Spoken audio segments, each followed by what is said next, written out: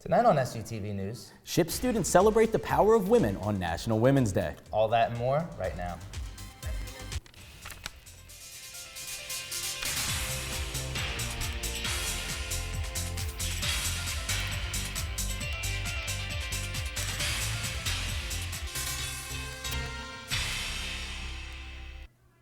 Thanks for joining us on SUTV News. I'm Ian Fitzgerald. And I'm Zach Salzgiver. This month is Women's History Month, and Shippensburg University is celebrating. Joe Rodriguez has the story. Since, time has been told, well, at least from my perspective and from my education, it's always been men first, women second. The Women's Center is celebrating Women's History Month by holding events throughout March. Women's Center student worker Miyumi Fair was at the Cub celebrating Women's History Day. She is fighting to end gender stigmas. So starting at a young age, I realized that, men and women were held differently. So up until probably now, and I'm just going to continue, I want to fight that stigma and that odd. Miyumi wants to help other women feel empowered.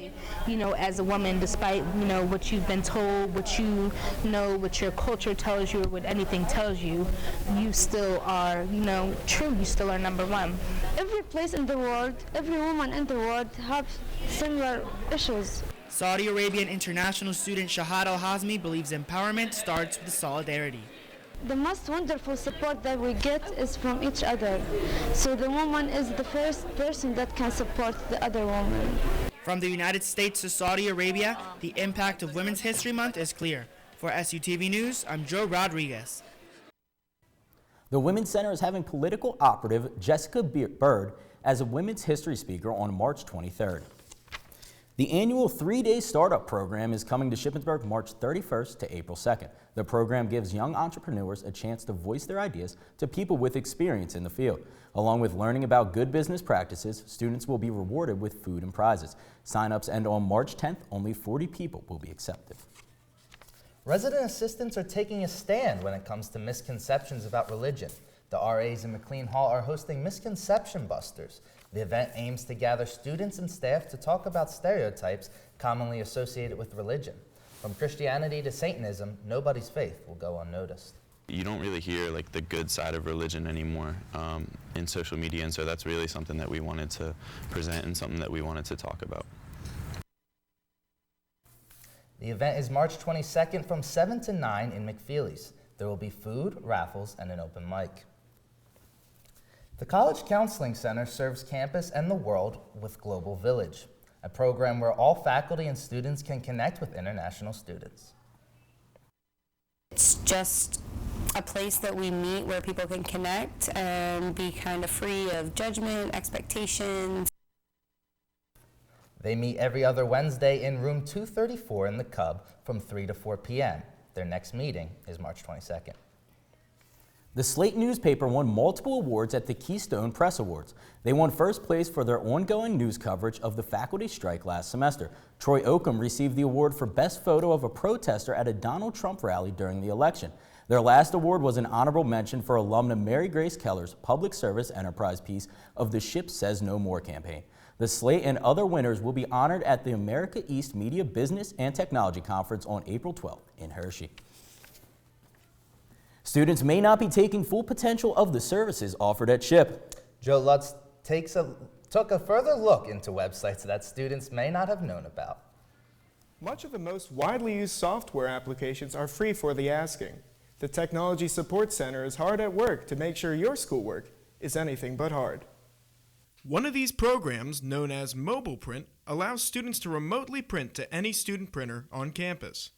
Basically, they can either email their document to print@ship.edu. They'll get an email back. They've got to register their address the first time they use it, just to associate it with their SHIP account, but it will show up just when they swipe their card at any print station. If they go by a web browser to print.ship.edu and log in, they can upload files. It could be any Word document, Excel document. Students can also get stuff on their personal devices, including Microsoft Office Suite. Word, Excel, Access, PowerPoint, OneNote, Publisher, Outlook, anything under the Office umbrella really. Works on PC or Mac, and it actually works on tablet devices and smartphones as well. So you can go to the App Store, you can download those apps individually, and then actually sign into them with your SHIP email address and password, and it kind of unlocks the full version. Visit support.ship.edu for more information on the technology services available to students. If you have a hidden gem of SHIP that you'd like covered, leave a comment on our Facebook page or use the hashtag KnowYourShip. When we come back in world news, the phrase puppy love reaches new heights in the Philippines. Stay tuned. Things take a drastic turn in North Carolina after a teen gets violent with his mother. Here's Caitlin with the world news. A teen is charged with decapitating his mother in their North Carolina home. Police discovered the murder scene after the boy called to report he stabbed the 35-year-old woman 8 times. The teen's young siblings were also in the house. They were unharmed. At least 30 people died and 50 more were wounded in an attack in Kabul, Afghanistan on Wednesday. After detonating a bomb near the South Gate, assailants entered the Sardar Muhammad Dad Khan Hospital and opened fire. ISIS claims responsibility for the attack. A Georgia man was arrested for holding 8 women in his home for several weeks. The man lured the women there and kept them for sex trafficking. The arrest came after one of the victims escaped from the home on Wednesday morning. 2 dogs tied the knot in the Philippines this week.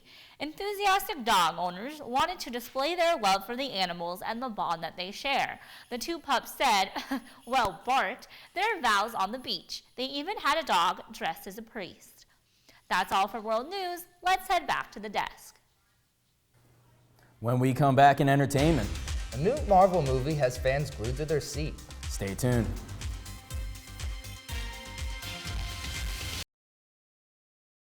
Well, Zach, in just a short few hours, students are going to start heading around the world for spring break. And those that are heading down the road should keep an eye on the road conditions with snow on the way. Let's send it over to Katie with this week's weather.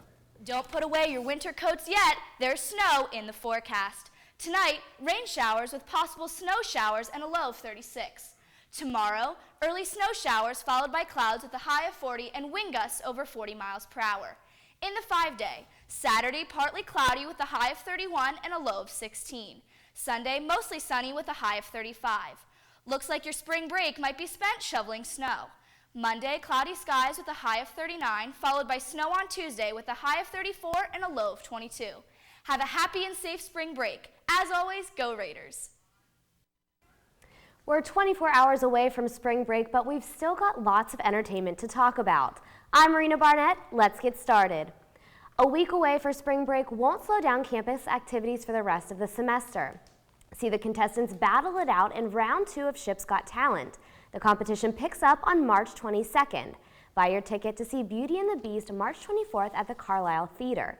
$2 per ticket is donated to SHIP Minithon. And participate in tournament games during the Clover Cup on March 25th. Jurassic Park fans got a surprise this week from film producer Frank Marshall. Marshall shared the first picture of Jurassic World 2 yesterday afternoon. The picture shows a woman standing in front of a dinosaur exhibit.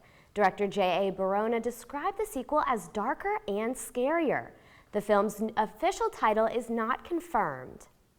The latest X-Men film, Logan, is in theaters now. Ray Shungel has the review. 20th Century Fox's Logan takes place in a world teetering on the edge of chaos. The mutant population is severely diminished, and the few remaining appear to be in hiding. This action-adventure sees Logan and a mentally declining Charles Xavier trying to cope with this changed world. Performances from Hugh Jackman and renowned thespian Patrick Stewart bring a layer of depth audiences haven't seen before. These 2 ailing mutants are forced out of hiding after meeting a young girl named Laura, who develops a special bond with Wolverine. She's like you. Very much like you. Logan becomes Laura's reluctant guardian as she's being hunted by a dark corporate organization. It leads to ultra-violent fight scenes with hefty amounts of slicing, stabbing, and shooting. Be advised, this is not a film for kids. In the end, Logan is an emotionally heavy film, but not without its uplifting moments. A fulfilling last run for Hugh Jackman, and perhaps the best X-Men movie ever, earning 5 out of 5 stars. For SUTV Entertainment, I'm Ray Shungle. Logan has the biggest opening weekend of the year, grossing over $240 million. Anne Hathaway shared the first picture of her baby. She posted the picture earlier today on Instagram. The picture shows her son watching a video of her United Nations speech. She released the picture 2 weeks from the baby's first birthday. Well, that's it for entertainment. Back to the desk. When we come back in sports. After winning the Division II PSAC championship against Kutztown, men's basketball advances to the NCAA championship. All that and more after the break.